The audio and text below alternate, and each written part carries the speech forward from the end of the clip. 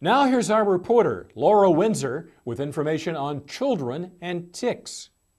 While people of all ages can experience repeated involuntary movements, often called tics, they are most prevalent in children. Experts say that around 25% of children experience tics. We spoke to Dr. Mary Zupanc at Children's Hospital of Orange County and asked her to give us some background of what a tic is and also to explain some of the different types of tics.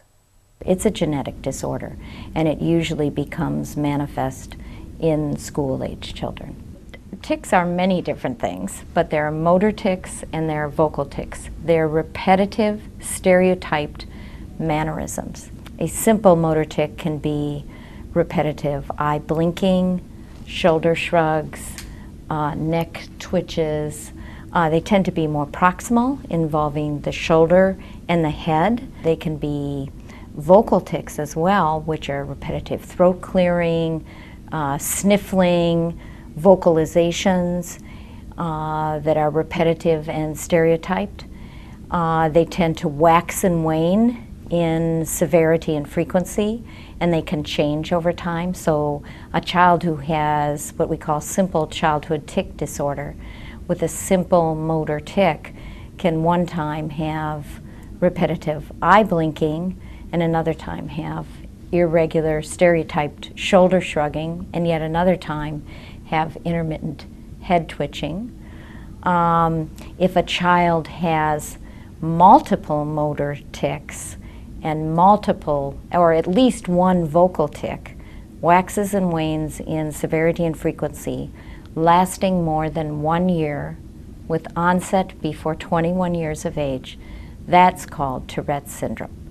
There's a small percentage of individuals with tics where their vocal tic disorder is what we call coprolalia, which is repetitive swearing. The coprolalia and the noises that children make can be very problematic in school.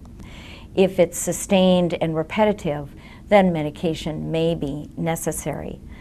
There's also a new therapy. It's a behavioral modification program where an individual, with the help of a trained psychologist, can learn to suppress a single type of tic.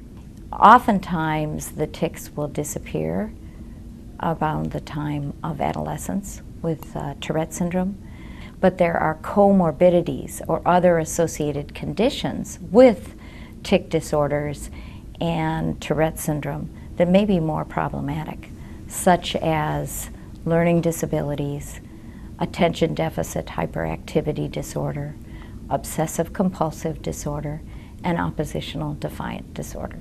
Tics in and of themselves won't hurt a child, but we certainly want to preserve a child's self-esteem and have them feel good about themselves and not be embarrassed by their tics. So oftentimes my biggest treatment of tics is reassurance to the child and to the family, education about when it's appropriate to release a tic or not, making a decision whether medication is necessary, and almost at the top of the list is good family counseling and psychological counseling to the child so that the child maintains their own self-respect.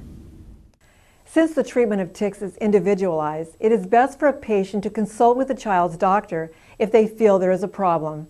For the American Health Journal, I'm Laura Windsor.